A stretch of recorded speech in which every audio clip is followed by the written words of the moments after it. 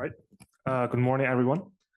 So I'm going to continue on this tutorial, and I'm going to focus on knowledge-guided foundation models. So we know that foundation models are just transforming almost every walk of our life. And they also actually provide a lot of opportunities for doing scientific modeling. For example, many of these foundation models are able to harness like large and complex data collected from different sources. This is very promising because in many scientific domains, because of this technology advancement, we actually also have more and more data being collected in the scientific domains. So that's why we can make use of these large models to harness this large and complex data. And also, many of these foundation models are very flexible in the setting their like input and output structures by proper like prompt tuning. For example, we can incorporate like new observations through this in-context learning. So it's very similar to like data assimilation in many scientific domains. And also, we can try to incorporate more information, more constraints in the prompt. And also, we can specify different output variables that is desired output of the user of the model, right? And also because these models have been pre-trained using a massive amount of data, so there's, at least for some problems, there's a better chance for these models to be transferred across different scenarios. So despite these promises, there are also many other challenges faced by these foundation models if we simply just directly apply them to different scientific problems.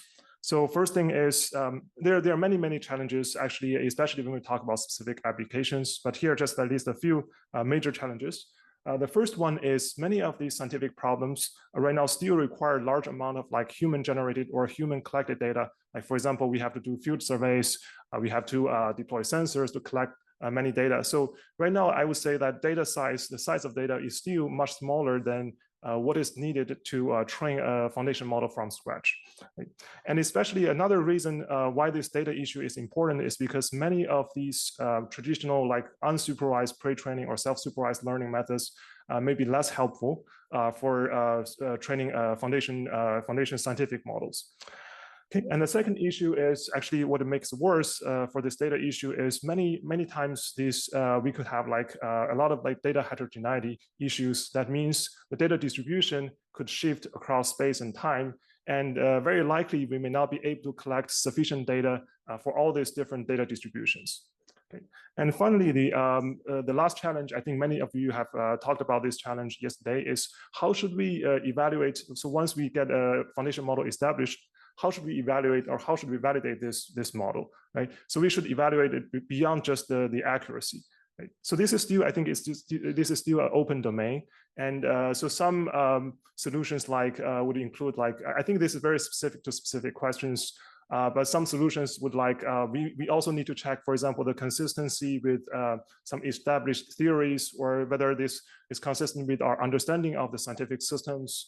And also sometimes when we just deliver these foundation models to the users, to stakeholders, can we give more interpretation? Like, for example, can we simulate some intermediate processes to give more information to the stakeholders so they can do some diagnosis of the model and so on. Okay. So to address these issues, so one promising direction is we can incorporate more of the scientific knowledge in building these foundation models. So in particular, so there are three major components in the process of building these foundation models. So first thing is, given massive amount of data, we can do this pre-training or self-supervised learning. So this would be the first step. And also the second thing is, how should we design the architecture of these foundation models? And once this model has been built, so when we are given a downstream task, we can either do fine-tuning of this model, or we can do some prompt engineering of this model to adapt this model to different downstream tasks, right? So actually for each of these components, there are lots of opportunities to inject or to incorporate knowledge into each of these components. So I think today I will mostly focus on the first two parts. So the first part is about the knowledge-guided self-supervised learning. So again, just self-supervised learning is trying to extract a latent embedding space from the original input space. And actually, there are different ways we can make use of this domain knowledge in designing this pre-training task. So for example, one easy way is we can define a loss function, just like Anu just mentioned, using existing physical equations or known physical laws like mass and energy conservations. So basically, these laws can be defined simply like a degree of violation to some of these physical equations. Right? Okay, and sometimes if we happen to have access to some existing physical or physical process-based models, so we could also make use of the simulated data produced by these models to pre-train a foundation model. And for example, when we do this, when we run this process-based models, we could also like modify the parameter settings of this model, so we can create simulations under different scenarios. This is actually going to be a richer data set than true observations, because in reality, it's going to be very difficult for us to collect true observations under different scenarios. But we could have these simulations under different scenarios, even if it's going to take a lot of time to generate this simulation data. And this is just some very easy solutions or easy ways to incorporate knowledge into self-supervised learning. There are also many other ways. For example, we can modify existing self-supervised learning methods like contrastive learning by incorporating more knowledge, like for example, how to design, how to sample the triplets, how to design the distance measures, and so on. So I would say there are lots of opportunities in this direction. Okay. So the other direction is about knowledge-guided model architecture. So how should we bring in this domain knowledge in the design of the foundation model architecture? So one way is we could try to build such an architecture that replicates what is happening within the process or the physical process-based models, right? So basically, we call this as knowledge-guided compositional architecture. So for example, in a lake modeling example, given some weather input drivers, so we could it will first go through some heating module, and then we can consider how that affects like ice and snow module. And then after a few steps, so these changes going to be reflected in the dynamics of water temperature, right? So such modular structure is a very common thing we can find in many different domains, like in hydrology, like agriculture, climate science. So here we don't need to know exactly the equations, but we just need to know the dependencies between these different relationships, different modules, and so on. Right. So clearly by doing this, so it gives us several advantages. One thing is we can very naturally enforce these foundation models to memorize these dependencies between these physical processes, these equations, or this relationship. So one thing is one difference between this and physical laws is actually this relationship can still be preserved in the testing phase as well, because it's encoded in the architecture, right? And another promise is that it is able to give us more like the simulation of intermediate processes. So we can not only provide the final output, but a lot of intermediate outputs as well. And finally, because we use machine learning in the design of many of these intermediate processes, so actually remember that there could be some imperfection, like traditional physical equations could use some approximations, so they may not be perfect. But machine learning, because we allow these modules to be further fine-tuned using data, so there's a chance that we can fix this bias, fix this gap by using machine learning in this process. All right.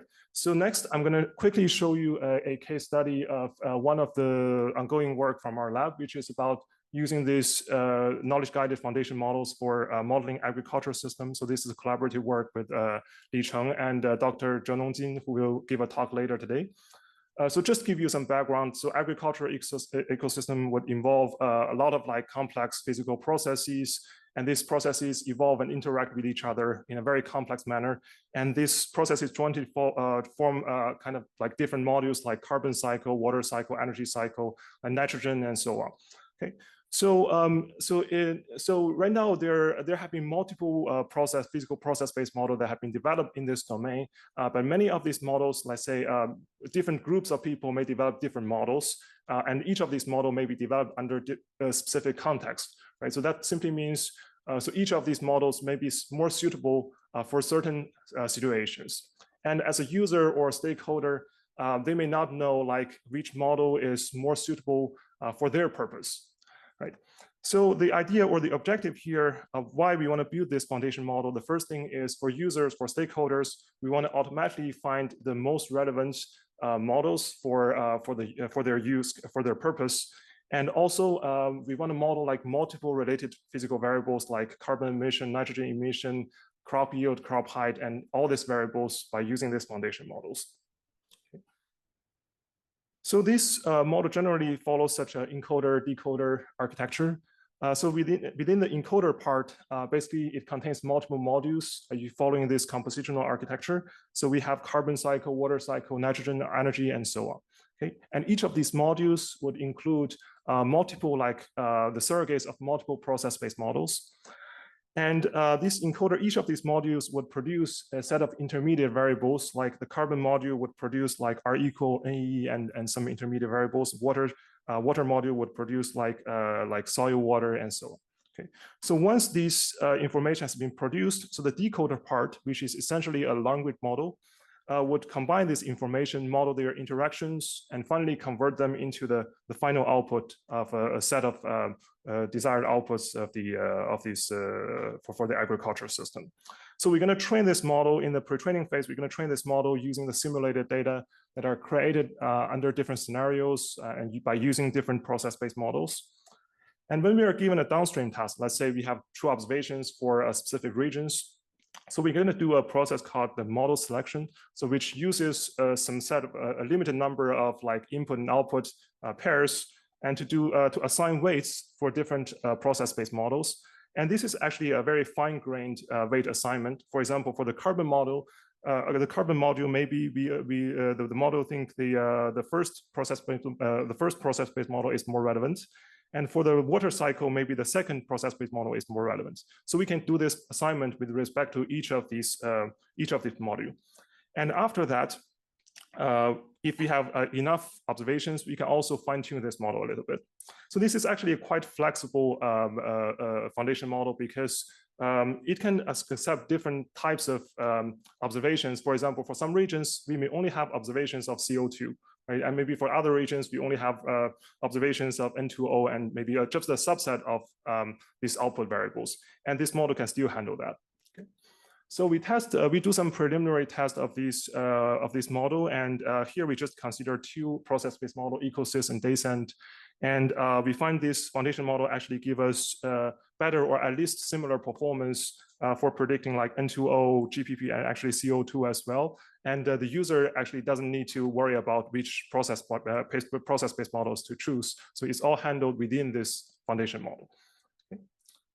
So there are actually lots of opportunities in this domain, in this direction I haven't covered today. But here I just want to quickly summarize from my understanding what is needed next in this domain. So right now, I think foundation models have shown a lot of promise in scientific domains, but still we need foundation models that can really give us some groundbreaking changes or findings in solving scientific problems. And also we really care about the foundation models that can simultaneously handle or model multiple related processes or variables. For example, if we want to build a lake model or like aquatic foundation model, can we simultaneously predict multiple, let's say, water quality variables or quantity variables at the same time? And also whether these foundation models can really respect like established theories or scientific relationship. And finally, we also care about the computational efficiency because right now the inference time for like some embedding time for the foundation models could still take a lot of time.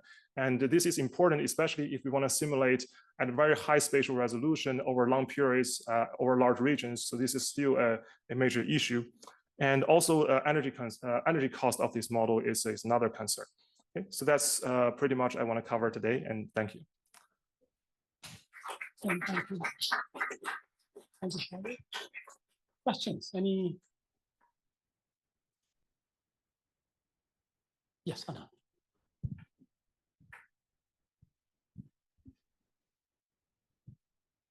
Quick question. So in your data inputs on the previous slide, you have a number of inputs, and my observation is that those inputs are often correlated. So for example, I imagine carbon and water are somehow correlated. They're not independent variables. Right, right. And in most models, when you're passing multiple non-independent variables, they behave in different ways. In other words, if you give a model just water but not carbon, and if you give another model carbon and water, the fact that those two variables are correlated or have some dependence to begin with will change the behavior of the model. How do you control for I call it orthogonalization. And in my world, we would simply say you want to make sure that your inputs are all orthogonalized in some sense so that they carry different pieces of information into your model. How do you deal with variable selection or data selection for your models?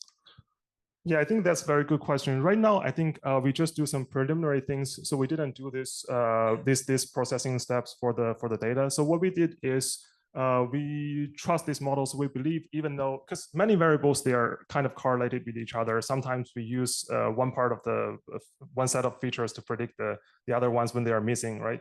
So actually, right now we just believe the model can handle such kind of some sort of correlations between the features, and we just directly feed them into the model.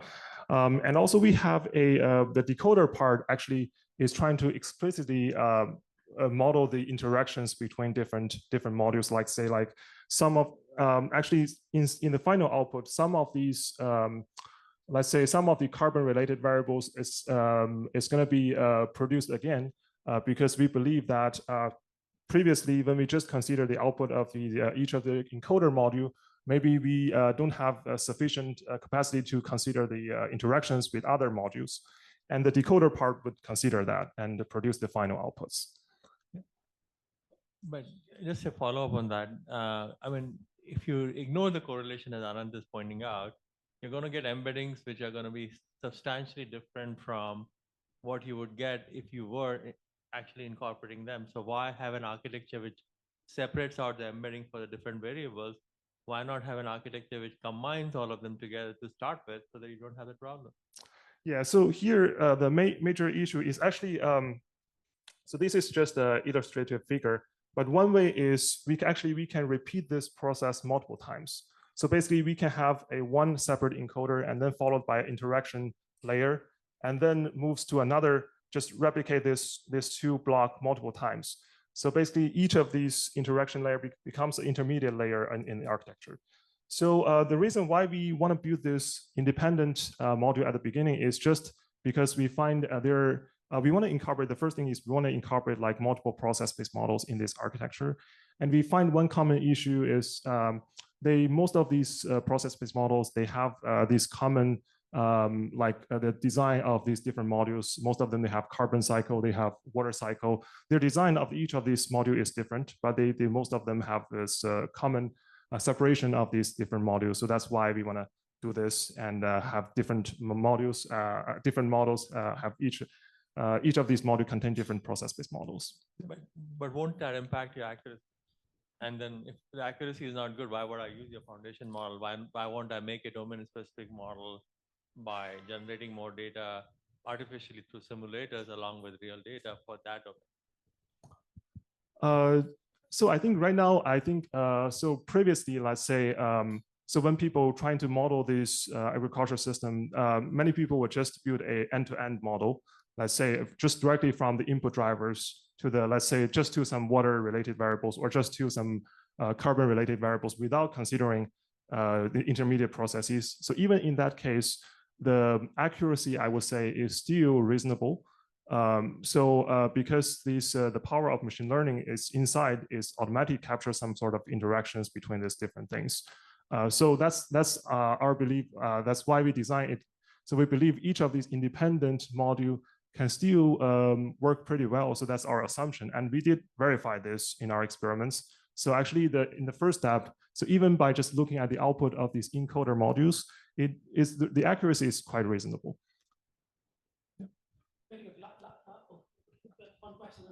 Yeah, thanks for the great talk. One thing I was wondering is when we talk about foundation models for standard modalities like text and vision, there is this another characteristic of scaling laws where as a function of parameters and data, we see these emergent behaviors in terms of discontinuous jumps in accuracies.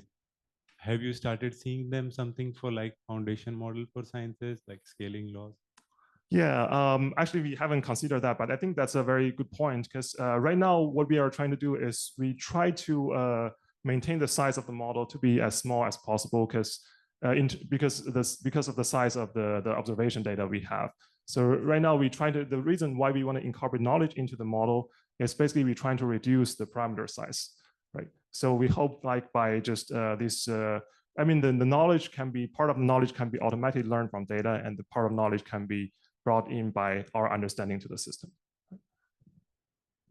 Okay, so I kind of want to go back to the earlier discussion about separating sort of these different modules. And I mean, part of the challenge we have is we're in a complex system and all of these processes are not independent. They're fully coupled. In fact, there's a whole lot of work in sort of the domain science space of trying to couple these processes so you can capture the interactions between carbon, water, and nitrogen, right? So when you start to do this, you're losing that coupling between the different processes, and sort of going back to that, why don't you just combine all of them? And maybe the model can learn some of these relationships between the different models that perhaps independent modules can't represent. Right. So that's actually something that's why the reason why we use the decoder here. Actually, like I mentioned, so this encoder and decoder process can be repeated multiple times. And this decoder layer basically serves as a way to combine these different modules. And right now we are trying to enrich these outputs from each of these modules from the encoder. So we're trying to extract all the important information from the water, like a carbon. And then we have the decoder layer trying to combine this information, model their interactions. And then we can feed them into another another series of encoder and decoder, and we can repeat it multiple times.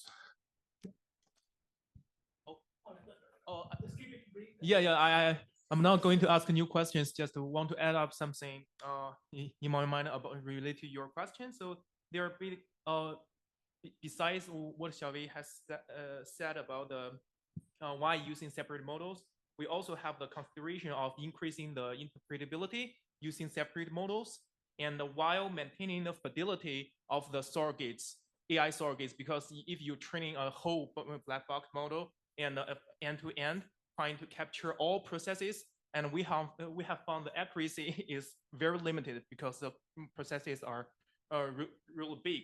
As you can see, that's why we group those variables together within carbon, water, and nitrogen to make sure they are highly correlated with each other and boost each other without hating each other's performance. And the final one is we have when we separate them, we will have the freedom to do the model selection, not only based on the models, but also based on the processes. We can combine the different process. Maybe in some models, some processes are better than others, but they are not. The model is not always better than others. So that's why we have done this kind of separation. Thank you. It was a great discussion, which is why I let it go over foundation models and knowledge gathering machine learning. I mean, foundation models are the hottest topic, and how do you bring in KGML into it is of course the most cutting edge of research. So the questions were really, really interesting, which is why I didn't want to interrupt anyone. We are 15 minutes behind, but we'll take it out of, we have Slack, we have breaks, we have lunch, we can make it a little shorter. So no panic, everybody would just be in the schedule. Let's thank Xiaowei and Anuj for the great presentation.